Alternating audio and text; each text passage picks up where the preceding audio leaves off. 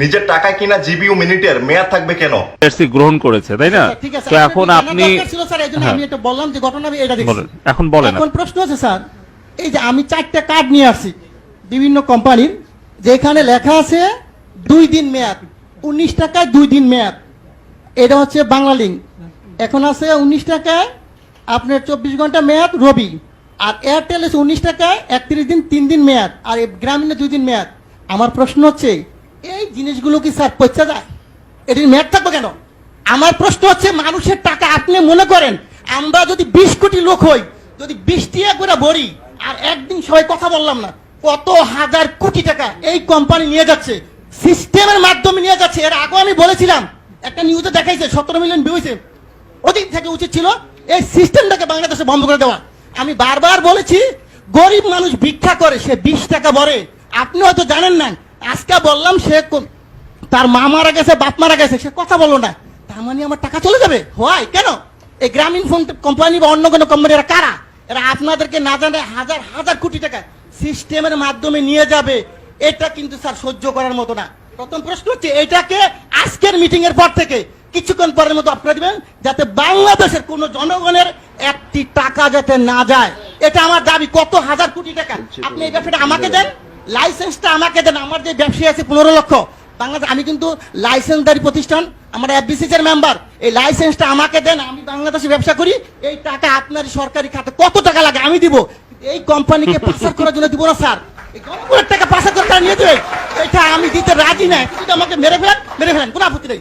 So এই টাকা পাচার করার কোনো সিস্টেম নাই স্যার। আরেকটা জিনিস আপনাকে বলবো স্যার, আপনি যেটা আজকে পেয়েছে আমি ভাগ্যবান যে আপনি শুনবেন।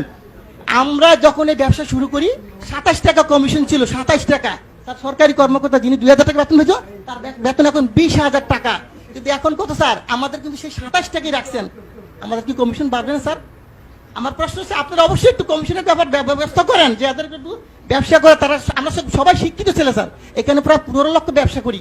আমরা যারা ব্যবসা করি কোটি কোটি টাকা কামিয়ে দিচ্ছি, কিন্তু আমাদেরকে তো দেখবেন স্যার। আরেকটা কথা, টেলিটক আপনি হয়তো জানেন না। এই টেলিটকের ব্যাপারে আমি একবার বলছিলাম, বিটিআরসি 22 আমি হিন্দু, উনি সম্ভবত আমি জানি না, উনি আমাকে বলে এটা দায়িত্ব তো বাবা আমার না রে ভাই, এটা দায়িত্ব হইলো কার? বিটিআরসি না, টেলিযোগাযোগ। আমি ঠিক আছে, আমি যে স্যারকে পাই বলবো স্যার, আমার আপত্তি স্যার যদি মাইন্ড না করেন, আপনি দায়িত্বটা আমাকে দেন। আমার ব্যবসায়ীরা সবাই মিলে আমরা করি। বাংলাদেশে টেলিটককে কেমনে উড়াইতে হবে আপনি আমাকে সাপোর্ট দেন। আমি বলবো কোন দোকানদার আমাদের দোকান থেকে টেলিটকের সিম কেনার পরও রিচার্জ পাবে, তা হবে। টেলিটক উন্নয়ন কেমনে করতে হয় স্যার? আপনি যদি কোনো ধরনের সিস্টেম থাকে আপনি বলেন যে বলে এমনি সহযোগিতা করে, আমি করতে বাধ্য আপনাকে। আপনি যেভাবে চান টেলিটক অবশ্যই উন্নয়ন হবে। টেলিটককে গ্যাফরাইকে, আমাদের দেশি প্রতিষ্ঠানকে গ্যাফরাইকে অন্য কোম্পানিকে উড়াই দিব, আর এটা টাকা পাচার করে নিয়ে যাবে স্যার, এটা মেনে নেওয়ার মতো না। অবশ্যই আমি চাবো, আমি অনেক কথা বলতাম স্যার, কিন্তু আজকে বললাম না। এই বিষয়টা আমি চাই যে আপনি টেলিটকের উন্নয়ন করেন, দেশের টাকা দেশে থাকুক। আর এই গ্রামীণ কোম্পানি বা অন্যান্য কোম্পানি মিনিট যে সিস্টেম করে নিয়ে যাচ্ছে, এটা স্যার বন্ধ করে দেন আজকে থেকে। 100% যুক্তিসঙ্গত কথা পাই। আপনি একটা মানুষ যে কিনা সঠিক চুরির ব্যাপারে আপনি সত্য কথা বলেছেন, ঠিক এই কথাটা বিদ্যুৎ মিটারের ব্যাপারও বলেন। যারা কিনা আমাদের মতো সাধারণ মানুষদেরকে ঠকাচ্ছে, তাদের আসল রহস্যটা ফাঁস করা উচিত। এই ভাইটা যে প্রশ্নগুলো করেছে, এই প্রশ্নটা করার উচিত ছিল আমাদের টেলিযোগাযোগ মন্ত্রী। কিন্তু তারা কি করছে? তারা তো সিস্টেমে এই কোম্পানির সাথে বিক্রি হয়ে আছে। 2450 কোটি টাকার বিনিময়ে এই জনগণের কাছ থেকে হাজার হাজার কোটি টাকা ছিনিয়ে নিয়ে যাচ্ছে। আর এটাই হচ্ছে আমাদের মন্ত্রীদের কাজ।